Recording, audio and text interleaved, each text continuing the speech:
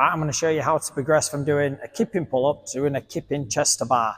The main difference is the angle of my forearm. So when I'm doing a kipping pull-up, my forearm stays vertical and my chin is coming above the bar. When I'm getting into a chest to bar, my elbows need to come back slightly, which is going to bring the bar lower down and make it easy for my chest to come towards it. If you keep your forearms vertical, you can get chest to bar, but it's very difficult because you have to really overextend for your back and rise your chest up very high, and it can make it hard to repeat into the kipping movement because you move your hips forward and backwards. So the main focus is the top of the rep, elbows are going to come back, make contact, and then you can get back into the next rep.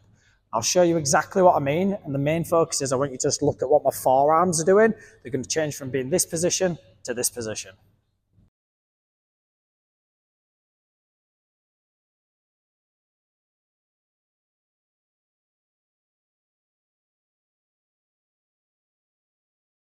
So you can see there, when I'm doing the kipping pull-up, my arms are this way. When I'm getting to the top of the chest to bar, I'm winging my elbows back, which makes it really easy for my chest to come into contact. Obviously, it's difficult to do it through the full range to start with, so we're going to use a box and do some foot supported runs. Here's one I got earlier. So for me, I'm going to put it on the 20-inch height, there, just so that when I'm at the top of this, I'm going to get a little jump in towards the bar. So my chin's above the bar, but for me to get that chest to bar, I'm going to have to get a little bit of a jump, and then I'm going to wing my elbows back. It's the same as when we jump up into a normal pull-up. We always jump into the hollow position to come to the arch, to transfer back before we go into the movement. And that's what we need to replicate on this box. So when I'm in my start position, I'm going to be in the hollow.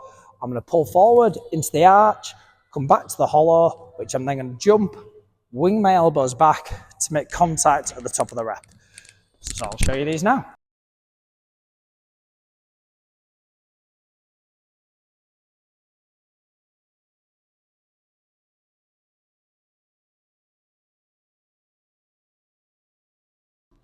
So you can see there when I'm doing the foot supported ones, I'm coming behind the bar, I'm getting that little jump, and I'm drawing my elbows back to make contact in towards the bar.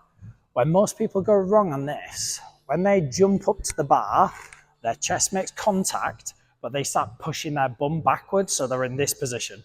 I'm over exaggerating a little bit, but they end up being here. So the chest makes contact to the bar, the hips are really far back, which is bad because if I then come slightly behind the bar, all my weight is heading that way. So they end up coming swinging through and they lose control of the kip swing and they can't repeat into the next rep.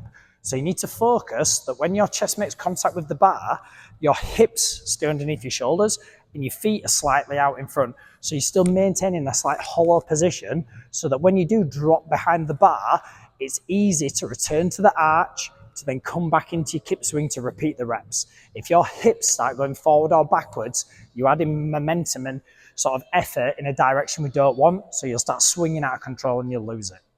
Once you become very comfortable with doing it with a double foot support, we're then just going to do it with one leg on.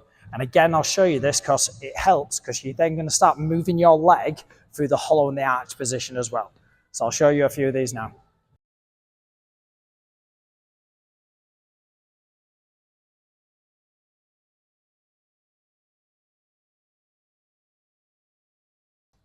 So you can see when I'm doing the single leg foot support, when I'm behind the bar, my foot, the non-working foot, is out in front. I then pull myself forward, my foot goes behind, I transfer back, I jump up into the chest to bar, elbows back, shoulders, hips and feet, all maintaining that hollow position, so it makes it easy to transfer into the next rep. Obviously don't overload one leg.